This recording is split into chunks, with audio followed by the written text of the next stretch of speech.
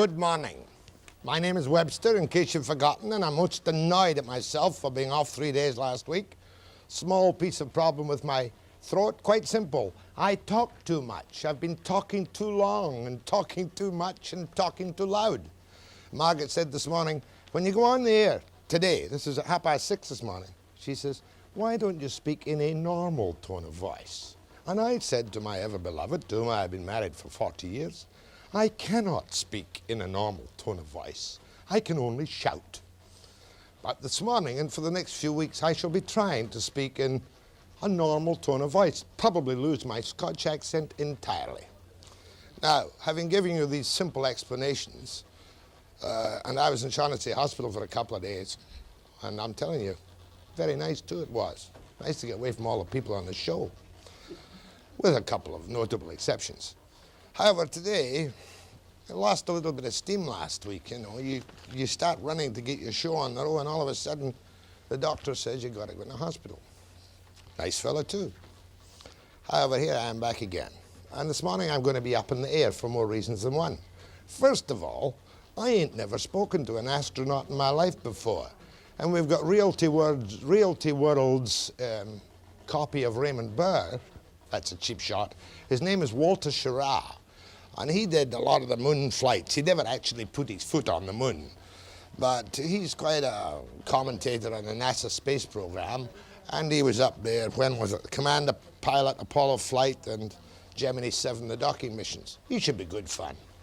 Then I have one of my favorite people, quote favorites.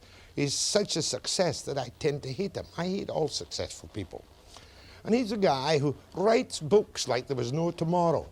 And his name is Major General, if you please. He should be an Air Vice Marshal, Richard Rohmer. And every time there's a crisis, he whips out a book. Just to refresh my memory, and yours. Ultimatum, Exoneration, Exodus UK, Separation. And now a book about liquefied natural gas, and I don't like the title at all. But it does refer to the method of transporting liquefied natural gas when that great crunch comes. The name of the book is Balls. The name of the author is Richard Rohmer. And we'll have a punch-up with Rohmer after this break.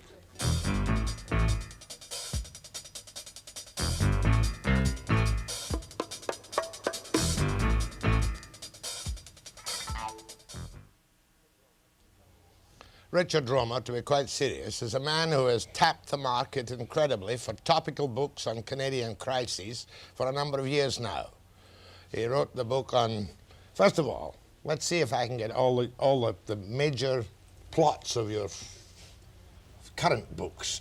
I don't want to talk about E.P. Taylor. I don't want to talk about the Mid-Canada Radar Line. I don't want to talk about the Arctic Imperative. You want to talk about my bestsellers, the novels?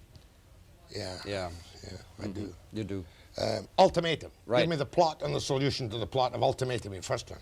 The plot is a major natural gas shortage in the United States. The president of the day, whose name is John Connolly, and he's coming up strong, delivers an ultimatum to Canada. You've got gas, give it to us. And they say, if you don't give it to us, we'll invade. When did you write Ultimatum? 1973, just before the great crisis the Arabs brought on. And then came Exoneration. That's which right. was a follow-up in that book whereby the Americans made an abortive invasion attempt of Canada. And the reserves, the Canadian Reserve Forces turned them back everywhere along the line. We'll come to that later. And then you wrote a panic one, Exodus UK. Which is when the economy of the United Kingdom collapses and a decision has to be made as to whether or not Canada will take 2 million Brits. My gracious, 2 million Brits in a very short period of time. As a result of that, the people in Quebec, the Quebec government says to the government of Canada, if you take them, we will separate. And then you wrote Separation. Indeed. But first of all, on Exodus UK, of course, you were wrong. The economy of Britain did not collapse. I didn't say when it was going to. But the economy of Britain did not collapse. That's because they found some oil wells. What else do we need? Then you wrote Separation. What was the final upshot in your book, Separation? What was the last paragraph of that one? The last paragraph is that after the referendum, the people of Quebec have voted 48.5% to separate, which isn't enough. Yeah. It leaves a nation in a state of flux. Well, we're pretty well fluxing. And now you write this book called Richard Rohmer, and you call it Balls. Balls. It's now number 7 on the national bestsellers list, even though we only published a week ago. Can I throw that in? You're an incredible fellow because you really are an active political soldier, which is not really allowed in the scheme of things. Oh, no, I'm not an active... Sorry, my throat. I'm not an active political soldier. What is your rank? I'm a soldier, yes, but I'm not political at all. I'm pure, unlike you are. You're a major general or an air vice marshal if you had your proper title. Well, if I had but those things are gone, although Mr. McKinnon's looking at it again, you may recall. And I can see a little gleam of hope in your eyes that one day the services might be separated back into the Army, the Navy, and the Air Force. No, you can't infer anything like that from me. As the Chief of Reserves, I am totally sort of on a neutral plane. And I will give my evidence to the committee that he set up very soon. But there's no way that I can take any sort of partisan approach to that kind of a subject. What gives you, now, the text, rather, the basic plot of this book, which I did read over the weekend. Did you? Took me all of an hour and a half. My gracious. And I read it slowly. I see. It's only 350 pages. Is, of course, a repeat of a very bad cold spell in the United States, by which some 20,000 people freeze to death in Buffalo. Right, in the worst winter they've ever had. Shocking. Are you suggesting that such a shortage of natural gas combined with a bad winter could in fact bring about scores of thousands of deaths in the United States? I am indeed, and that's just about what happened in 1977 in Buffalo. Buffalo is the worst point of all. And people, when they get into this kind of situation, there's no gas in their homes. That's an unheard of thing, but that's what I'm predicting for 1985. They get into their cars and they try to get out of Buffalo. They get on the expressways, the wind's blowing 70 miles an hour, and they start to pile up. And that storm lasts for some time. But mind you, it's only fiction. Yeah, but you write fiction quite seriously. In 1977, are you telling me that there was a crisis in the Buffalo area whereby they were very nearly out of natural gas and where the weather was so bad that there was a danger of a mass number of deaths due to cold? Oh, there is no question about that. I do a great deal of research in these books, and the yearly statement in 1977 of the company that actually does the gas distribution points this out. They're right on the verge of it, and they were really hard up. The gas was disappearing, and they were going to start their residential curtailments, as they call it. Here you are, though. You say you're not a political person, but you write very provocative political theories. Here you are now, you know a fair bit about the gas situation in Canada. We all know the incredible pressure there is to have an Alaska gas pipeline through British Columbia and through the prairies down to the Middle West. And to California. California needs the stuff desperately. And you predict in every book, one way or another, Canada knuckles under and gives in to the United States because it must. No, well, in ultimatum and exoneration, I didn't. Not at all. But the fact is, in this instance, yes, theoretically, I'm having Canada take a very reasonable position ultimately. And the President of the United States, whose name is John Hanson, in 1985, new president, calls the Prime Minister of Canada down to Washington. And you may recall the name of the Prime Minister of Canada in 1985. His name was Peter Lockhart. Lockhart. I don't know where that came from, but in any event, it's Peter Lockhart. And he gets him down there and he says, now, look, we've had 20,000 people die in the Buffalo area. You've got natural gas. You've got a surplus. And we want to have, on a short-term basis, 3 trillion cubic feet a year for 3 years from you. And we want to take your natural gas up in the Arctic Islands because we have to have it. Now, as red-blooded Canadians, do you think that we would not some way, somehow, down the line, give in, that is to say, help on a moral basis our American friends? We wouldn't do anything else, really, would we? Or would we? We wouldn't have any option. Well, it took a long time to make a decision. Your book is probably the best argument for use in the United States Senate for a continental energy policy for North America. All right. In which case, Canada's reserves mean nothing to Canada. That Canada's reserves and the Arctic reserves must be shared on a democratic equal basis, regardless, with the huge power to the south. Is that your belief? No, it's not my belief. My belief is to the contrary. I believe that we should shepherd the natural gas resources that we have. We have a surplus going for us. We already sell the United States 1 trillion cubic feet a year as it is. We use 1.5 ourselves. And we're now under great pressure to sell a lot more to them because they need it so badly. But the fact is, Canada has the opportunity to become energy self-sufficient if we use the natural gas, and I know the system exists because I've been researching it.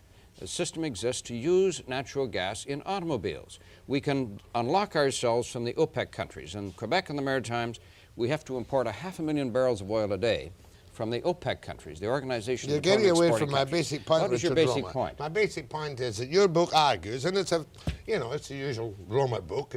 It's interesting. There's a little bit of sex in it. You always have one little chapter on Yes. sex. Did it reach you?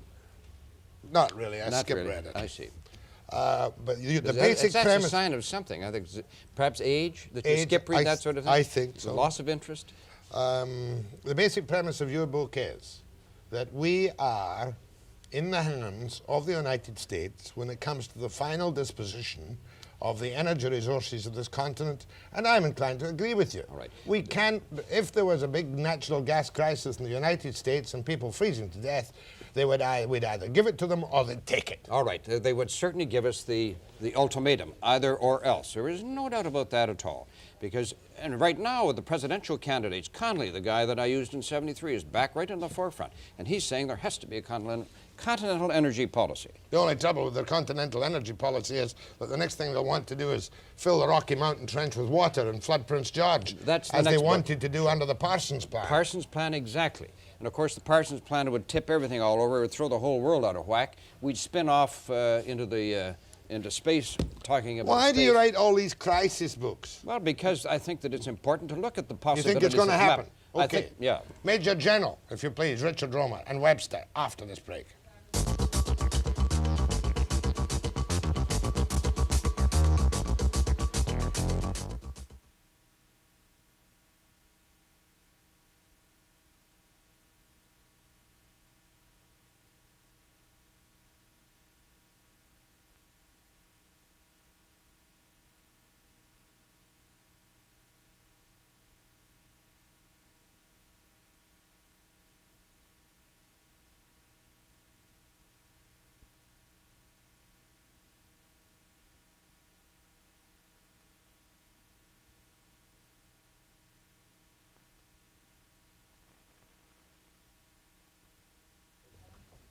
Okay, I tried to goad you and didn't succeed, Richard Rohmer.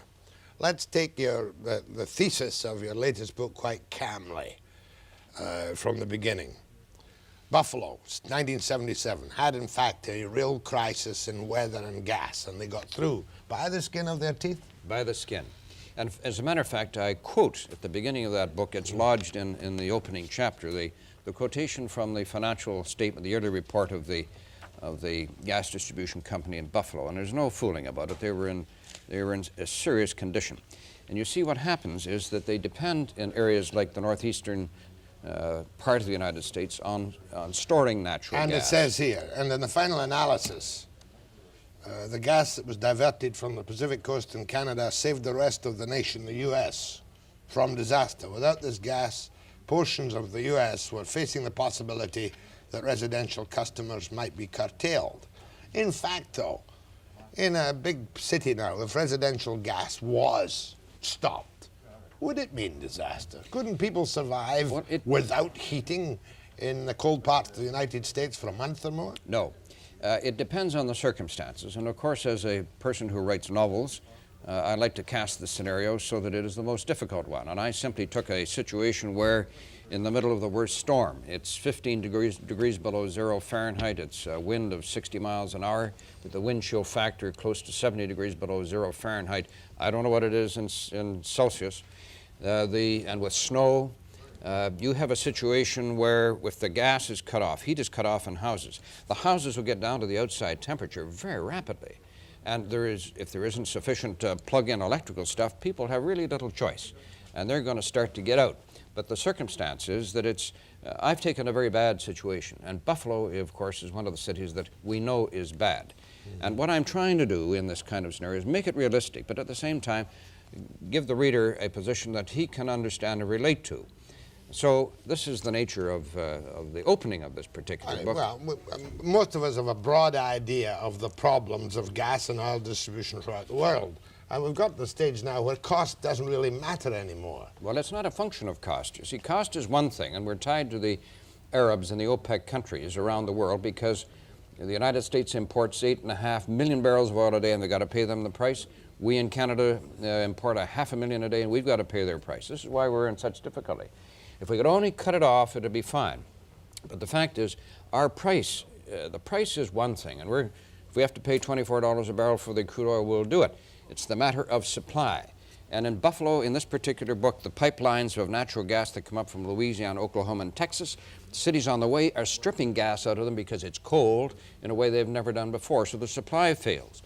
Now, one of the things that's really bothering the Americans is that the supply from the OPEC countries that comes in by ship of crude oil is subject to being cut off. Yeah, but one of your solutions in the final analysis is that we all know that throughout the Arabian countries right now, natural gas has been flared off for the past quarter of a century, hasn't it? It has. There is a way to save that gas, liquefy it, and bring it to North America. But already the ecologists, the environmentalists, and the panics, when in doubt, panic people, they say that to transport liquefied natural gas creates the most incredible Holocaust-like hazard in every port on this continent. Well, is that correct or not? That is what they say. That is correct. That is what they say. But the fact is that the natural gas, if it does escape in big volume, has a tendency to go in a great cloud, and then there's the question of whether or not it will explode. Mind you, I believe this, that for future ports, for the eastern coast or for the west coast, and I don't think it's really possible on the west coast unless we do it in Canada, these ports should be remote from any urban area. And the same thing should be done with any nuclear plants that we create in the future. Instead of building them right in the center of urbanized areas, which we've been doing, for heaven's sake, get them out where they're remote, and if something does happen, then the danger is minimized. You know perfectly well that the policy of this country, and this country especially, is to avoid liquefied natural gas containers or massive giant tankers coming down the west coast of this continent. So therefore, you are arguing for the Americans to have the right to build all the gas pipelines they want through the Dempster Highway and the Alaska Highway to get that gas from Alaska to the Middle West without let or hindrance, are you not? Well, no, but there's a difference. I'm not arguing in relation to crude oil. The crude oil thing is the problem that you have when you bring the crude oil from Prudhoe Bay to Valdez and down by the coast, because if there are spills, then that can really contaminate the coast. With natural gas, it's quite a different thing. If there's a leak or whatever, the gas will dissipate. So it's quite a different ecological problem, and I don't see it as one that is nearly so serious as crude oil. So yes, I am in support of the thesis that we should build an Alcan pipeline from Prudhoe Bay and across the Yukon into British Columbia, part of it, and the rest of it into the United States. The United States has about 2 billion cubic feet of natural gas a day that it can take there, and it needs it very badly. And it can be done safely from an ecosystem point of view. One of the big problems is that nobody believes oil companies. Nobody believes Exxon. In one of your books, Canada attempts to take over Exxon. That is right. Right. Do you believe oil companies? Sir, up to a point. But the fact is that we have government agencies. Do you believe Do you government believe agents? government? No. They get their information from the oil companies. But the fact is the best we can do is to have government agencies that will give us some degree of judgment. Petrocan, for instance. You envisaged Petrocan in one of your earlier books. And despite what, what's his name, Broadbent says, it's quite obvious that Clark does not intend to dump the whole of Petrocan as such. We must have a government agency to handle sales and purchases between nations. But I don't know what the devil's going to happen in the future. Do you? No. Well, who does? Because the whole thing isn't a big mix. But I know one thing for sure. Since 1973, when the Arabs did their thing and withheld oil in relation to countries that would not denounce Israel and quadruple their price, the whole world has become an energy shambles.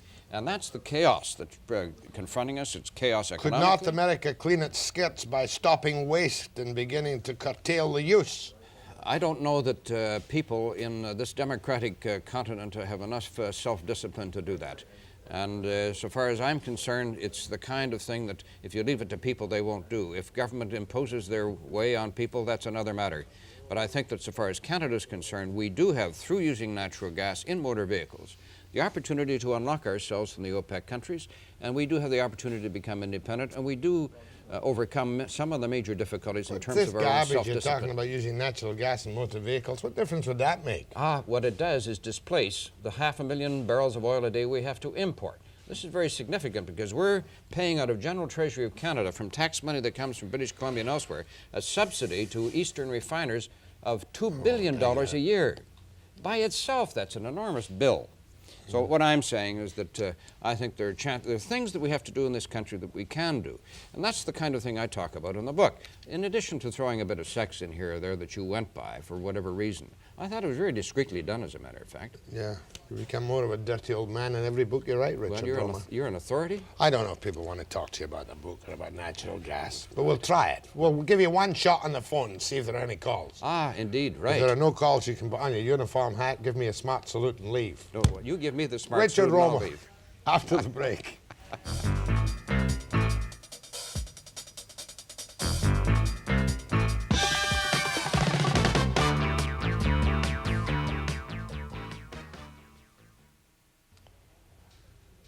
I don't think Richard Rohmer, author of your latest bestseller on the natural gas and energy crisis, that the average Canadian stops to think for 2 minutes when either he fills up his car or turns on his gas in his furnace. But he's thinking about it now. I think that everybody in this country is very much aware of the energy situation around the world. He hears about it every day. He's reading about it all the time.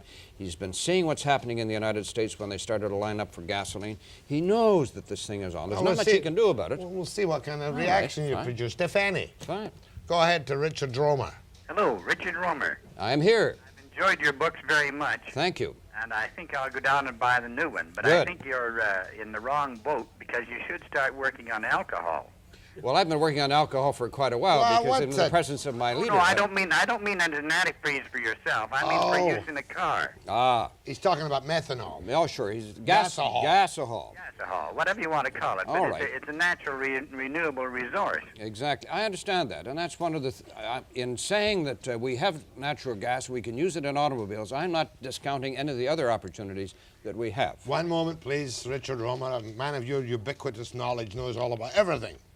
Gasohol, correct me if I'm wrong, is a mixture of oil and wheat or something which is distilled into alcohol. Is that listen, right? No, you know how you distill alcohol, for heaven's sake, a man of your experience. You just simply distill the alcohol and let it ferment from grain, corn, anything you can get. Potatoes? Sure. Barley? Exactly. You probably got it under your yard at the back. Shebeen. We used to call them a shebeen. Shebeen. See, there, I've Okay.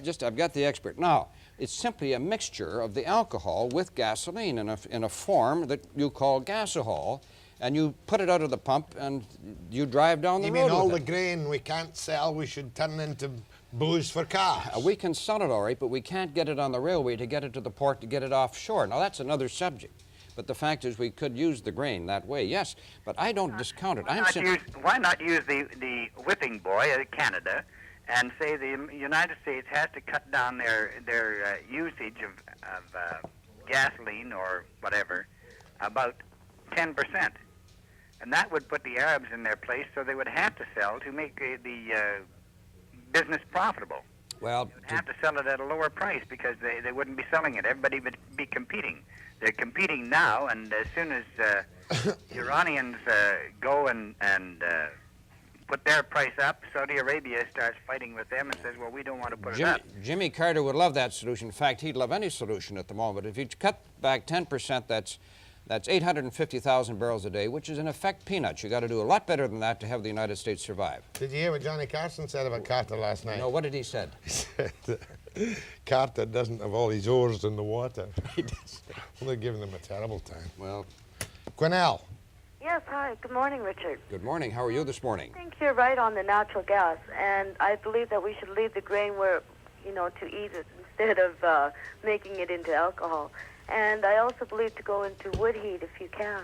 Into which? Wood heat. Wood heat. I've been using it for 6 years now, and I think it's no problem to go out there and, do a little work. Listen, you live in Quinnell, ma'am. If you live in Toronto, it's a little more difficult to heat your apartment with blocks of wood. People up here, because there's a lot of people still using gas and oil up here, and we have lots of wood. Well, wood is the great thing. I have a spot to the north of Toronto where I sometimes retreat to go and write and do other things. Turns out a book every weekend. Just a minute now. I've never read your books, but I'm going to go out and get them Well, now. I hope so. I thought you had. Otherwise, yeah, please do. Richard Rohmer has all his oars in the water. Mackenzie, BC, away up in the natural gas country. Go ahead. Yeah, good morning, Jack. Morning.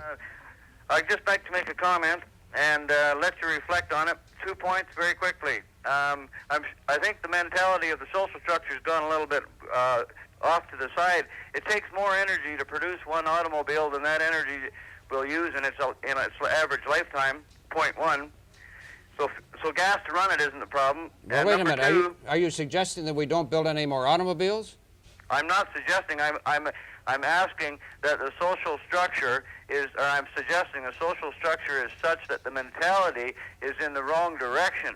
Now, that was point one. Point Straighten two that one is, out. given limited resources, limited natural quantities, and unlimited population growth, any effort of mankind to maintain and contain a standard of living which continually depletes the limited resources of this world. Gosh, it sounds like Bruce Hutchison. You're going around in circles, sir. I must leave you. Go ahead, please. Mr. Rohmer. I'm here. Sir, we have the gas, we have the technology to, if necessary, even run our vehicles on LNG. I say it's time for Canada and the United States to work together and end this serfdom to the OPEC oil sheiks. I'm with you, and that's one of the things that I'm trying to push as an individual across the country. We should do exactly that. We have the natural gas resources, whether you use it in liquid natural gas form or straight natural gas compressed. I go for the compressed because we have a system to distribute it all the way across the country, and we can get into the cars very easily. So I agree with this. I want to say to the Arabs, get stuffed.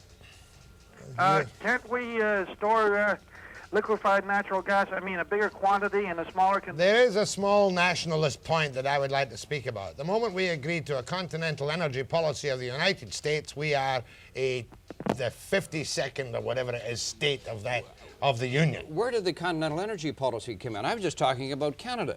And Canada, we can do it on our own. We can make this happen. The United States, I think, is down a long tube at the moment. But we in Canada, with our small population, with the vast natural gas resources, can turn this thing around, if we want to do so. We can't even direct Canadian industry because it's owned almost entirely by the United States, the British, and others. But you're deflecting 99% of the natural gas and oil industry of this country is owned offshore. Well, it's not owned offshore. It's part of it's owned on the onshore, just to the south of us. But we need capital, of course, to make our exploration go. But that really isn't the point. The fact is we do have our resources, and we can be independent of the OPEC countries, which I think is a short-term and very urgent goal for Canada. We can no longer afford to pay out of tax general treasury $2 billion a year for subsidies. Mm-hmm. To whom? To whom? To the refiners in Quebec and the Maritimes. You see, the oil that they bring in, 500,000 barrels a day, comes in at $24 a barrel. The government, to equate that price of oil out to the consumers, subsidizes the difference between the domestic price of $13.75 and $24, about a $10 bill per barrel. So that subsidy comes out of general treasury, quite apart from the fact that we have to pay $5 billion a year to the OPEC countries for it. So this is the kind of thing that's got to stop. Something else has got to stop. There's so much conversation I get around here I can't hear myself think. Well, you're thinking pretty well. I'll take a break and do another short segment with, what's your name again? Richard Rohmer. Yeah. After this break.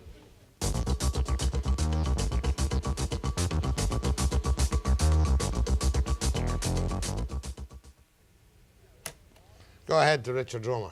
General. Yes. Oh, just a minute. Just a minute, Just Colonel. a minute before you go. Listen, I treat colonels very kindly. And I don't mind if you want to be respectful when you call me general, but please, there's a limit, Colonel. Are you really the commander of our reserve forces? I am responsible, the Chief of the Defense Staff. I am Chief of Reserves in Canada. Do we have You are very fortunate. Do we have military reserves in Canada? Absolutely. And you're one of the people who should be supporting our presence. We have some of the best militia regiments in Canada, right here in British Columbia. How many do we have? I have 16,000 in the militia, which is the Reserve Army. I have 900 in the Air Reserve. I have 3,500 in the Naval Reserve, right across the country, and 1,500 in the Communications Reserve. And if you're going to try to add that up, I can tell you it's 22,000. I didn't know we're in that. every community I thought in this they'd cut country. you back to nothing. No way. And the fact is the regular force is about 80,000. So we have a force of 102,000 in this country, and they do a very good job for you, Jack Webster. How many of them are bilingual? How many? A sufficient number to be bilingual. We have a very good number. In Quebec, we have several ancient regiments. We have 2 Air Reserve squadrons and several reserve ships. Ancient. I mean historic. Historically ancient. Does the word ancient bother you, Jack? Yeah, it does. I see. Especially this week.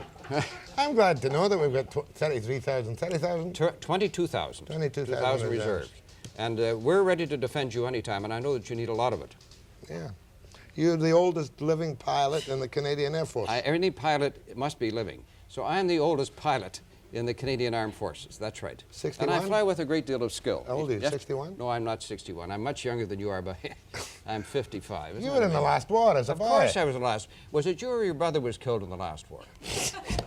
Good question. Go ahead, please. You win. Yes, Mr. Webster, I enjoy your show very much. Good. And I've been concerned with energy since Ask your July question. 25th of 73. Right. I've written numerous letters to Mr. McDonald, who at that time was the energy minister. And I've got in front of me participation in energy policy, energy handbook. And I've been concerned with energy. And have you seen the freeway, what the freeway is like between 4 and 6? No. Well, every freeway is the same. It's full of cars. He's off the point. I know. Campbell River, go ahead, please.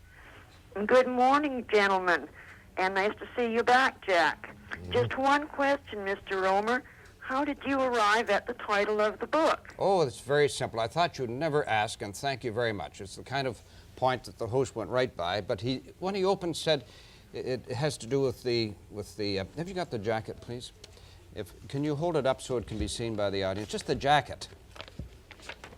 It'll take a minute to do this, you know. But on the jacket of the book, no, the other way around, for goodness sake, you'll see a ship.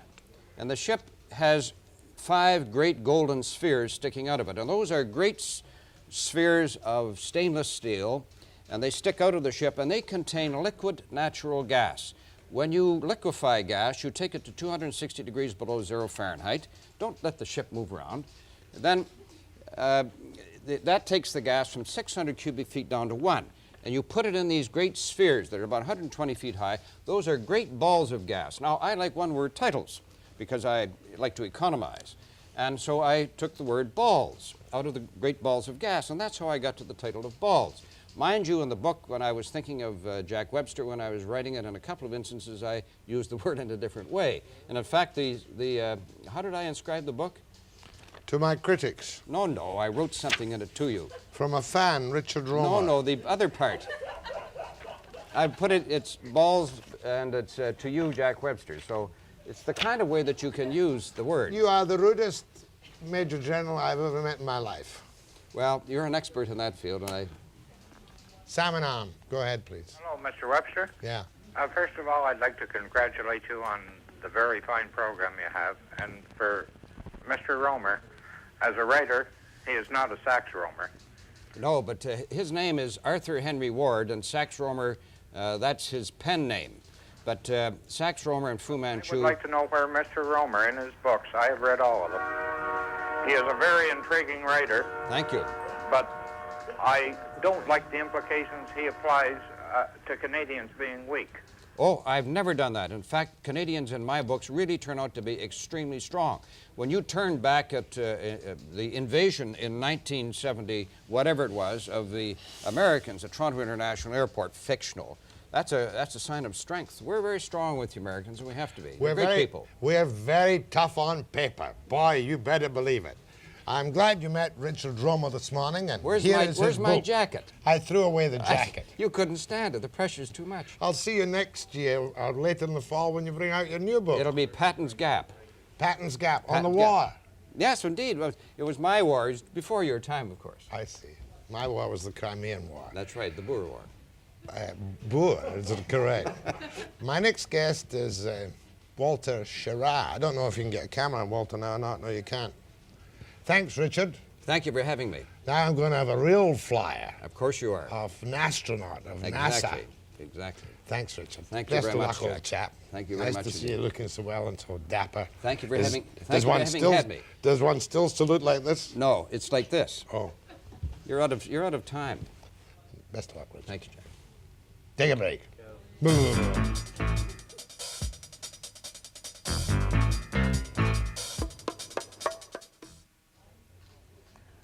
The next face you know. It's a craggy astronaut type face belonging to Walter Schirra, as in hurrah. Very good. And Walter Schirra, in case you've forgotten, you tell us yourself what you did in space. Well, first off, I could say I've been around, but that starts with, I'm very bad. That's good. It turns out that my 3 flights were Earth orbital flights rather than going to the moon. Many people think I had gone to the moon because I flew the first Apollo 7. But prior to that, I flew the Mercury one-man spacecraft in 1962, the first rendezvous mission in Gemini with now General Tom Stafford. He was my co-pilot on that. And we rendezvoused with Frank Borman and Jim Lovell. That was in 65. And in 68, we flew the first Apollo mission, which went around the world for about, well, in fact, 10.8 days. And that was to qualify the spacecraft for lunar missions. Was that command pilot Apollo 7? That was Apollo 7. 1968. 68, the fall of 68. After the fire. In fact, that was our problem. We had to put all that back together again. And we even considered naming the spacecraft, and those names were dropped, if you recall, sometime earlier, naming the spacecraft Phoenix, but too many people felt awkward about that. Yeah. And we dropped it. Well, I've never interviewed an astronaut before. And of course, it's just unbelievable to me that even in this day and age, you can get up in a damned rocket and skip around the world and land on the moon. First time you went up, you of course had been properly conditioned and in fact perhaps even brainwashed to expect what you saw.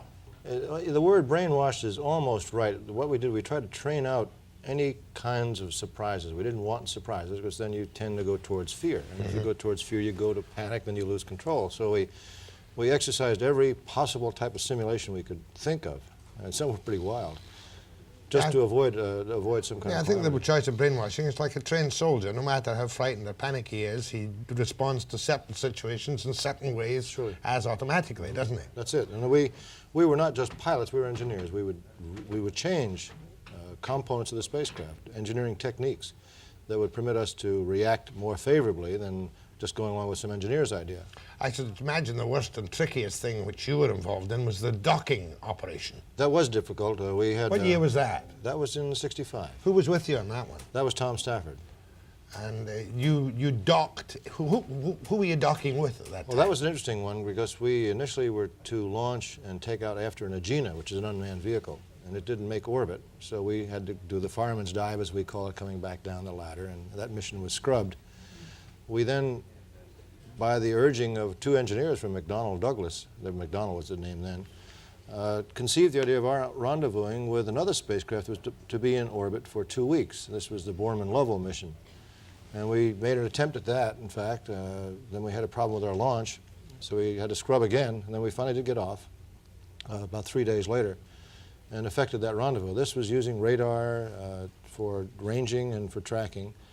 It was, in fact, the predecessor of all the rendezvous missions we've ever done since. The lunar missions, the Apollo-Soyuz rendezvous, the Skylab rendezvous. Did you ever go outside the capsule in space? No, I have not. No, that was, oddly enough, to build up to the lunar mission, there were 3 things that had to be done. Endurance, the 2 weeks, the rendezvous, and then finally the spacesuit itself had to work in the void of space. Now, obviously that would be on the surface of the moon as the ultimate goal.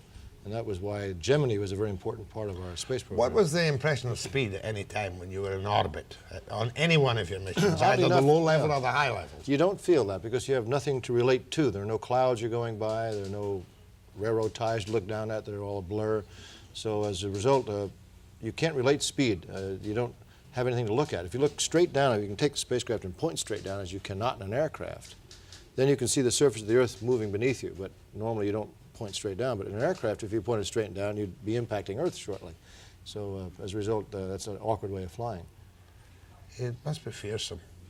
Did everybody survive all their missions? Remember, did anybody suffer mental upsets after being in space? One of the fellows did, Aldrin, who flew with Armstrong on the lunar mission. He had an alcoholic problem, and he also had a nervous breakdown. But I would defend Buzz in that he had a very dominant father who caused Buzz to be forced into doing things that were beyond his goals. You know, there must have been, even for the likes of yourself and all the other successful astronauts, there must have been the odd moment of terror. What the devil happens if something really goes wrong? Well, you stay up there forever in the day until you come back down as a little scrap of fire, right? That could make a mess of it, yes. Well, see, we had reservations. People called me a testy pilot rather than a test pilot because I did have some concerns about doing things we weren't prepared to do. On this Apollo 7 flight, I made some complaints about giving us some tasks to perform that we really were not prepared to do. And as a result, they were considering me as one who was objecting to the system. Well, my system was my whole body. I wanted to bring it back again. Did you leave the NASA astronaut system willingly or unwillingly? I don't know the answer to that question. No, I announced I was leaving it prior to that flight because I'd had 10 years of it. And as you recall, I mentioned 3 flights. That's 3 years per flight of training. That's a pretty long training program. And it's a very high-speed, high-tempo business where you learn how to berate people, you learn how to sweet-talk people, you learn how to connive, to get things done, and this is a very difficult role. You didn't get in on the big money of the early astronauts, did you? Or did you? Well, I think we all were involved because we came out of the pack and we're celebrities. In fact, as you can see with my jacket, I'm representing an organization. Realty World. Yes, and this is right out of Vancouver, of course, the Canadian. And you're doing PR for the real estate Yes, firm. and spokesman work. It's part of motivation. Well, you've seen all the real estate there is to see. Very good. Someone asked me, what is an astronaut doing in real estate? I said, who has seen more real estate than I? Nobody has seen more real estate than you have. How old are you, Walter? I'm 56 now. How much television work do you do? Quite a bit. I do a show weekly in Denver. I tape it. In fact, I'll be taping one tomorrow. What kind of stuff do you do? Interviewing authors, just as my predecessor on the Usual show. garbage. Yes, indeed. Just Lots like of fun. the kind of thing I do. I had fun with a fellow as Senator Hughes, Harold Hughes, not Howard. He was governor of Iowa for 2 terms, a reformed alcoholic, came out of essentially as a truck driver, ran for state legislature in Iowa, became governor, then a U.S. senator, almost a U.S. president.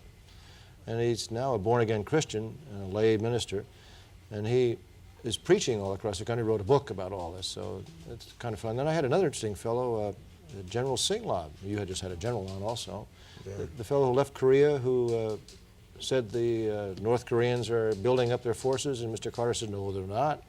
So Mr. Carter said, you are saying things that aren't right, therefore you should resign from the service. So Singlaub resigned, and now Carter goes to Korea and says, my gosh, there are a lot of people here. Yeah. It's rather interesting. Listen, things in the States don't look so good these days. You know, talking casually between the two of us, to me it would be an absolute disaster if this man Kennedy, I sometimes wonder what's happening to you people.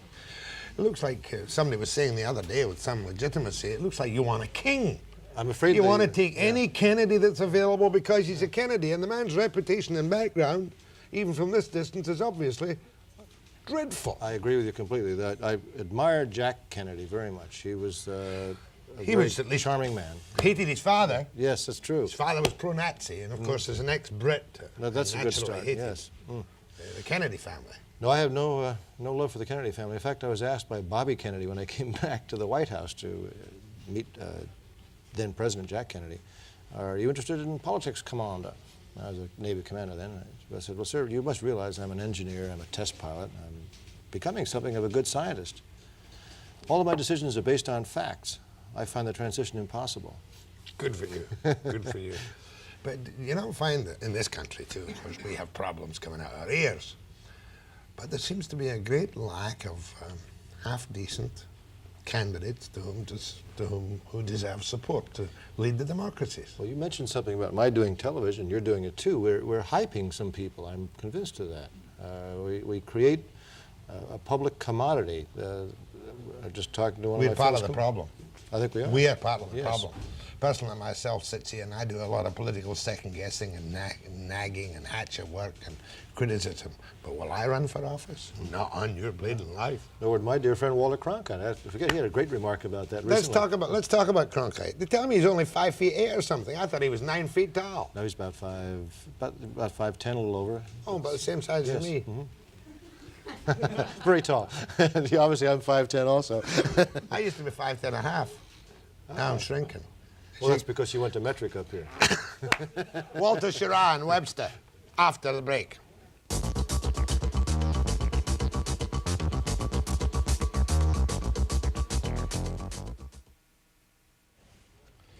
Put up the phones for Walter Schirra, would you? What's your name, Michelle?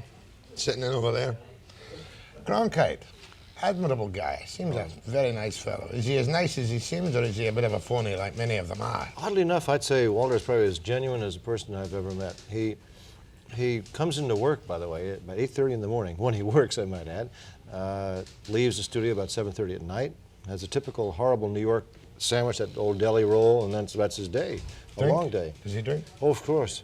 Good man. No, he has a good dog, doesn't kick it too often. Loves to sail, has a lovely sailboat. Does he smoke? I don't think, no, Walter did smoke and he quit. Do you smoke? I did and I also quit. Are you fit?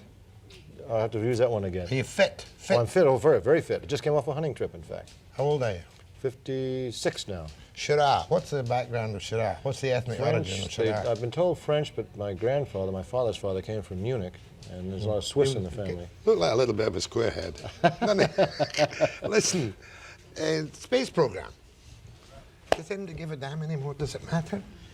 Well, it does matter because we... Has the U.S. backed right off, or what? It appears that way because we're not talking about it. That's right. What's happening? In fact, we as a country, and I'm no longer involved in the space program, directly, indirectly, of course, I always will be.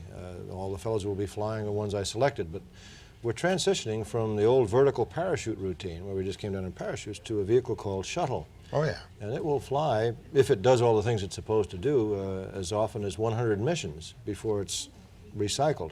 Recycled in the sense it has to be rebuilt. The shuttle, in contrast to what we had in the past, is a very complicated machine. It's using all of the newest technology. In the past, we took engineering ideas, technology off the shelf, and put it to work. I didn't mean that. I mean, we see probes going to Venus. That's the furthest probe yet, isn't it? Yes. Well, we went to Saturn, and now that's on its way out of the solar orbit. That'll go on. Do you think there will be manned space flights beyond the moon? Possibly to Mars. It might be justified. There's nothing in the books now. There's obviously wishful thinking in some engineering scientific circles. It's a very big task to go as far as Mars. It'll take 6 months probably for a round trip. That's a long way out. Isn't it funny how kind of not cynical, how kind of casual we are about the whole thing? We finally see the surface of Mars and only the scientists care, right? Yes. Well, oddly enough, I have been changed. My son, as a college graduate, has a degree in geology, and he was influenced by the amount of geology we were taught to prepare ourselves to go to the moon, diagnose what we saw on the moon in real time, pick up proper samples and bring them back to Earth to be examined again by scientists. Oddly enough, the people who predicted what the moon would be like were college professors who were teaching younger men. Those younger men now are graduates and have their own doctorates. Yeah. And they have all said what we knew about the moon before man went there was all wrong. Rewrite the books on the moon. Now we've rewritten the books on Jupiter. We have rewritten the books on Venus, on Mars, on Saturn. And it's amazing. We thought we knew quite a bit. We don't. Tell me, did you ever... Silly question. Gotta ask it. When you first were preparing to go into orbit or go into space, did you ever think there might be a possibility of seeing some kind of independently moving life in space? Some alien form of life? I'm not quite asking about flying saucers, but no, I understand. I'm getting close to it. You're very, very close to it because they have to get here somehow. Yeah. Sadly enough, I must maintain I don't believe in any UFOs, might as well get to the subject. But I do believe, from a scientific, statistical standpoint, that there are so many stars in this large scheme of things. It's probably what brought me back to God, really, that I just couldn't see it all conceived. Are you a born-again Christian?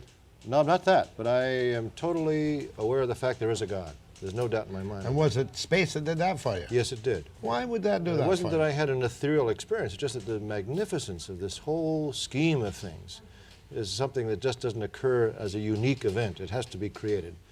Mm-hmm. The universe is so large, though, that if we do, in fact, determine sometime that one star has a planet, then we're off in other solar systems. Right now, we don't know. We haven't confirmed that another star has See that again? it. Just a minute. I don't understand Right. it. If one star has a planet, other than our sun, then we have 88 trillion, if I can use such a funny number, other planets available. To get a grasp of how many stars there are, and it sounds corny, but it's the best way I can describe it. There are more stars in the universe than there are grains of sand on all the beaches of the world.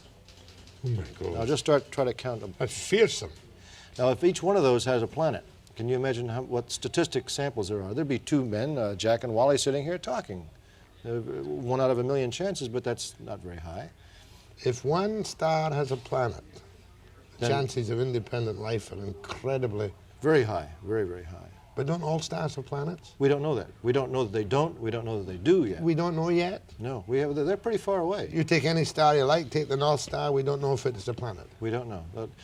we assume that all the stars are in a sphere. That's what it looks like to us. Now, one star, our sun, of course, is a very dinky, small star. The next nearest star is in the Southern Cross, which we don't see this far north. It's either Alpha or Beta Centauri. That star, at the speed of light, is 4 1/3 years away. So it really means that one of those stars could have been dead for 3 years and we wouldn't even know it. It takes that long for the light to get here. Now, other stars are 1 billion years away at the speed of light. So it's really random points all over the place that we describe as a sphere. And yet we're told that we're living in an ever-exploding universe. Yes, the redshift One day, theory. whatever it is, and we'll all collapse into a It black could do hole. that, yes. Interesting enough, one of my favorite stories was by Arthur Clarke. He talked about how this U.S. spaceship was approaching a black hole. The crew was sitting there with the little U.S. patches on, the little flags. And as they got closer and closer to this black hole, they accelerated beyond any speed known to man. How they got there in the first place, I don't know, but this is the fantasy of Arthur Clarke. As they approached this black hole, the spaceship disintegrated. All that was left was a star-mangled spanner. Star-mangled spanner. Walter, you're really quite a fascinating person. Well, I mean, you're an engineer, and yet you're doing PR for a big real estate firm. Well, it's part of being an engineer. Well, that's another way of making a living, of course. Right, but it also turns out that I'm having the satisfaction of motivating people. I talked to some people in Victoria just yesterday, and one woman came to me and said, you know, you've finally given me a sense of the fact that I'm not limited in my scope, that I can do things if I do, in fact, go to work on it. And that's part of what we did. We spent a lot of time devoting ourselves. Unlimited money? Not really unlimited. We had a limited budget. That's why this space program that we were talking about earlier is somewhat slow. If you take a very simple equation to do something that's difficult, if you have a problem, you can put people, money, and time on it. If you take money away, time becomes a larger variable, doesn't it? And that's why the shuttle is taking longer. And yet, of course, I suppose the original impetus into space was really to see if it was suitable for permanent weaponry. I think that was part of it, plus I really, in retrospect, as history is now revealing more things, we were so involved that I didn't really look at the outside world in that sense of what politics were or what images were. It's becoming apparent to me that Mr. Kennedy needed something very badly to dispel the bad image of the Bay of Pigs in Cuba. And going to the moon and back, which we always had that and back part, that seems to make the trip more significant, was a significant goal, and the country galvanized around that. Are the Russians not doing much more than the States is doing in space at the moment? Well, they've been orbiting in Earth. They don't have the equivalent of the shuttle. The shuttle, interestingly enough, is so big. It's the size of a DC-9 or 737. You could put what the Russians have been in, this Salyut orbiting space station, within the shuttle cargo bay. Take it off from Earth, put it into orbit, leave it there, come back and get it when they're through and bring it back to Russia. That's how big the shuttle is. So it's quite a big machine. You wouldn't like to live in space, would you? No, it's not very handy. You can't eat out. No.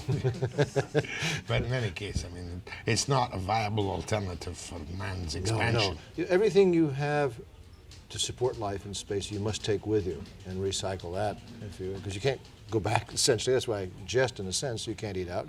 You can't re-provision that simply. Walter, you seem a very nice guy. If you want to talk to Walter, phone him. Now, take it away.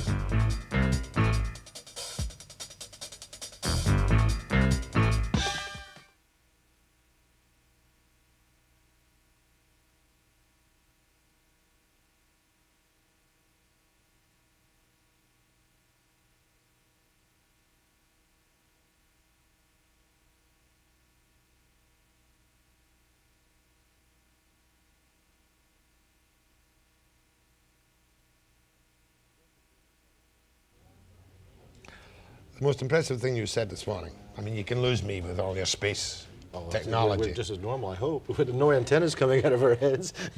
The fact remains that you were not a religious... Were you a religious person before you went into space? I think I was almost becoming an atheist. I was losing sight of God in that sense.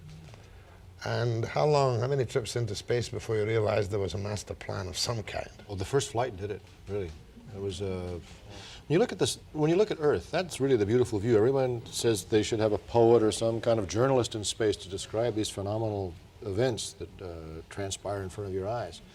Earth is so beautiful and so fragile that you realize that this little tiny spaceship Earth, we've called it that, and we really mean it, must have people aware of the fact that it's a delicate structure, and we have to take care of it. But we're not. I'm afraid you're right. You know, we'll just go through the oil and go through the natural gas, and we'll go through everything at maximum possible speed until we finally collapse in the heat of anarchy of our own making. You know, I've heard something, though, interesting on that. There's enough coal left, if we're clever enough, and someone said, thank God there is enough coal left, that we can probably come up with something to solve this problem. I would anticipate fusion would be over the horizon within the next 10 or 20 or 30 years. That's the non-damaging nuclear. Yeah, that's a nice guy. Yeah. That's a nice guy. Yeah. What's it? Fission is the baddie. Fission, well, theoretically, fission's a bad guy. Fission's a bad guy in my book only in that we have not really done a good job on storing radioactive wastes. You can't, though.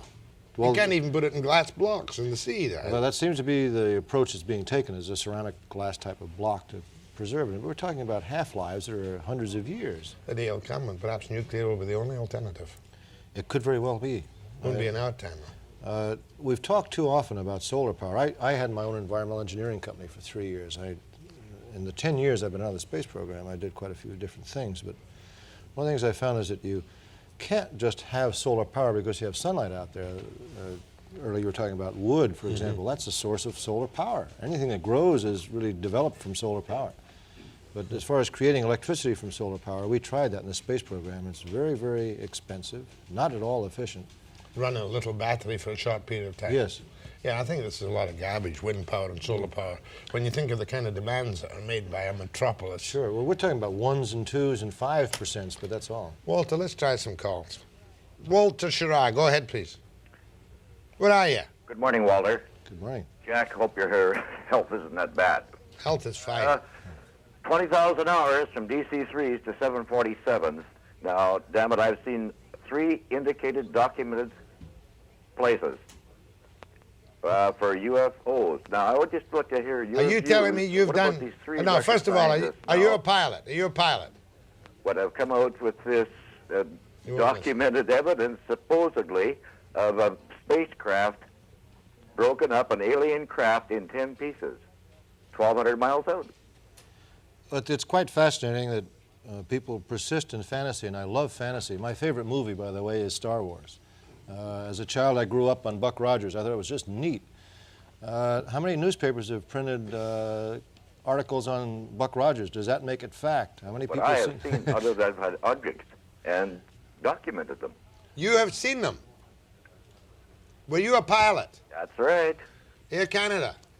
No, I won't give out the name of the company. Well, why? Well, I once interviewed a pilot on an Air Canada flight 20 years ago. Listen to this, listen to this. Hold on a second. I once interviewed a pilot who was flying between Calgary and Vancouver who told me that something circled his aircraft. Something. It's clever. But it's fantasy. Of course, and there's nothing wrong with fantasy. I love it, but I don't like to mix fantasy and engineering. I can tell you, for example, I visited the NORAD tracking facilities, which has Canadian Armed Forces members and U.S. Armed Forces members there. They can track something as small as a ping pong ball in space, something as large as the Skylab, which unfortunately came down. I was sitting having lunch with 6 colonels. One was an Armed Forces colonel from Canada. These men logged probably 30 man-years of observing objects in space, meaning they're all on different watches. Not one would confirm any sighting or data on something that had been found in Earth orbit they didn't know about. That's what makes it so difficult. Bring me a wee green man if you find one. Prince George, go ahead, please. Has your guest ever heard of a spaceship called a Vizkov, a Russian spacecraft? Called a what? Vizkov or Vizkov? There was a Vostok. Vostok. That was one with the dog. That was a Mutnik. Was that the Mutnik? Yeah. The satellite, or did it? That was bad. Too smart for me. What's your question anyway? Was it capable to go to the moon? As far as no, there were no manned Russian spacecraft. Obviously, there were unmanned ones that did. There were no manned Russian spacecraft capable of going to the moon and back. Okay, one more question. Have you ever heard of Alternative 3? I'm not sure what the author's name is. No, but what do you think of that? I'm not sure what you're... What is Alternative 3? I can't remember. I don't have the book with me today, but it's about 3 alternatives back in around 1957 that man We lost you on that one. Question from me. Thanks anyway from Prince George. Why did the Russians not land a man on the moon? They didn't have the capability. Simply that. They didn't have as large a booster as required to take a spacecraft to the moon, have it land, and have it come back again. Now, we made a decision to do the rendezvous, if you recall, in the lunar orbit.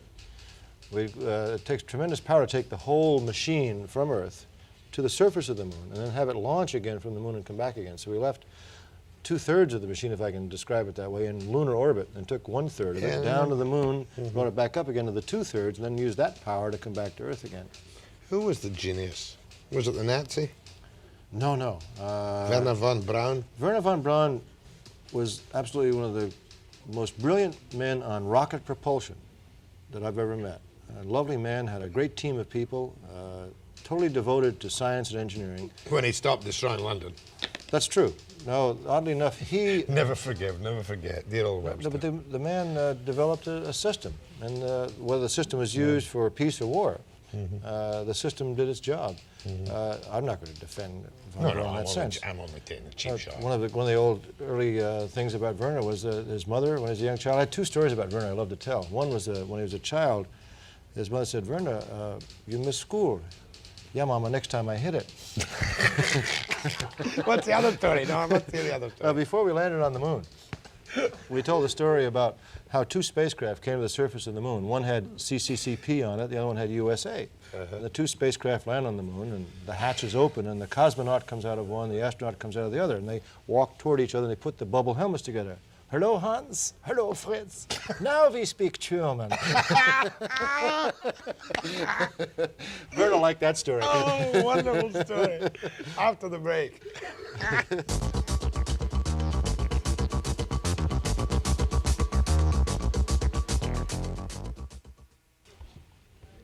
I hope you got the punchline of that joke. CCCP lands on the moon, USA lands on the moon.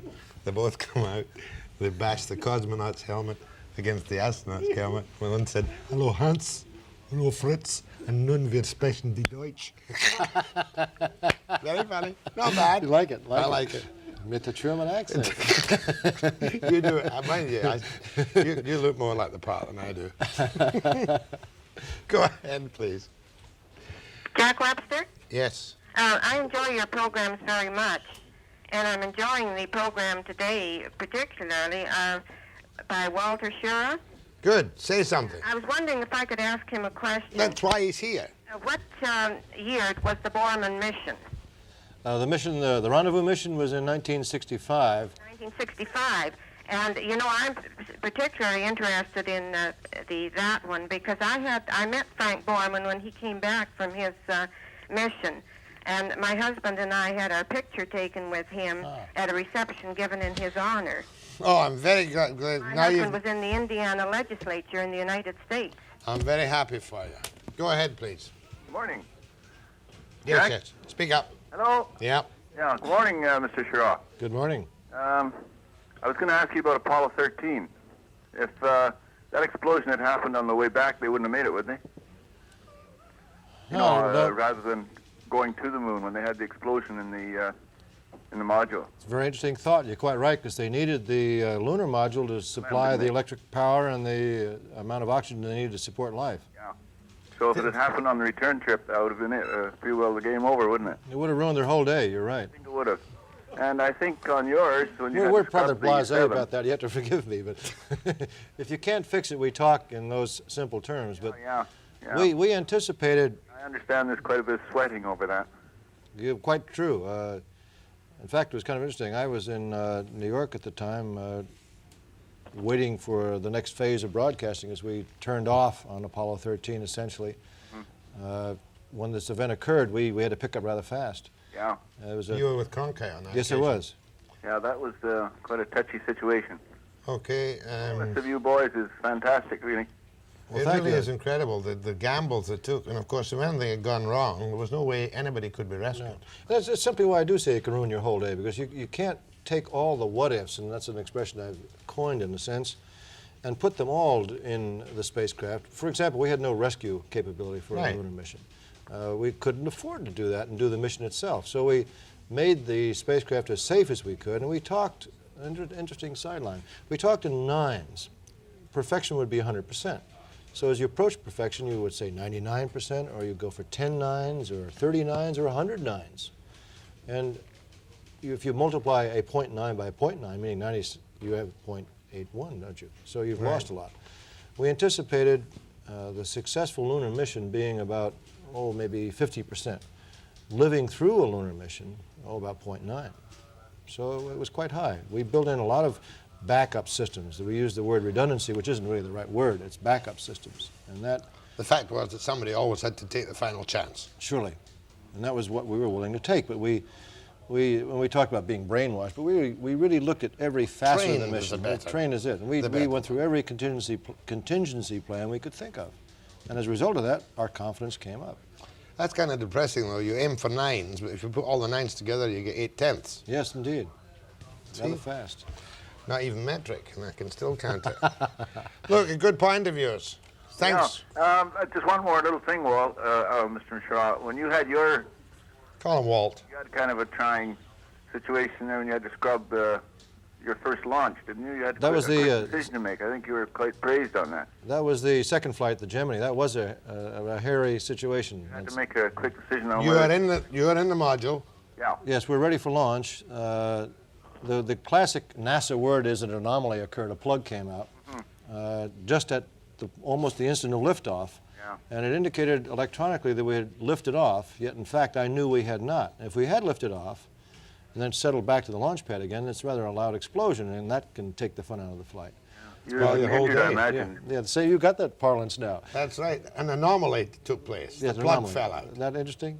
I love those words, anomalies. I can't see the clock. How much time have we got to go before the break? 45 seconds. Anyway, you're well informed, and thank you. I'll take a short call from here. Go ahead, please. Hello, Walter Schirra. Yes, sir. When you were all the way up in the sky, you were looking down on Earth, could you observe a different source of light as the sunlight? I'm asking that because in Genesis it says in the first chapter that God created a light, and he separated that from... And then there was light. Was there any light other than sunlight? He's asking you simply. Not that I can see. He's looking for a biblical backup. No, can't help you there. I am grateful indeed for a very pleasant time with Walter Schirra of Realty World, one of the heroes of the Astronaut caper. I'm glad none of your plugs came out permanently. My thanks to Walter. After the break.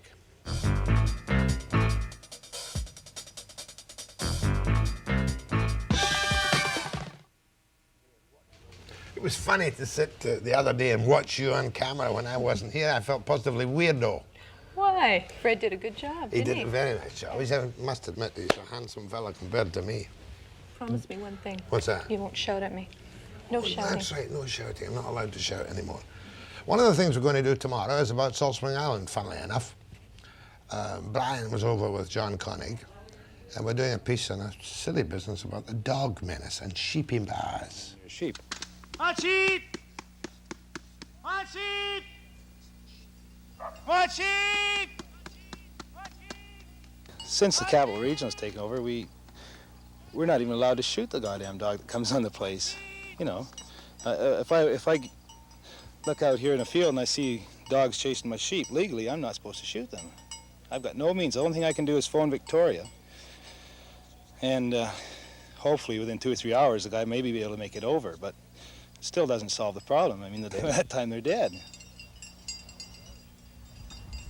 I paid $140 for this summer. The 3 of them I lost in this last kill. I'll be lucky if I see. I don't even know what the compensation. They don't even know what the compensation is for it. So. What happens to the dog? They usually strike at night, don't they? At night or early in the morning. Yeah. And what happens to the dog? What happens to the dog? Nothing. Nothing unless I find it. If I can find it, I'll shoot it. I mean, I have to. I have to protect myself. But if I don't find it, it's just I take the loss.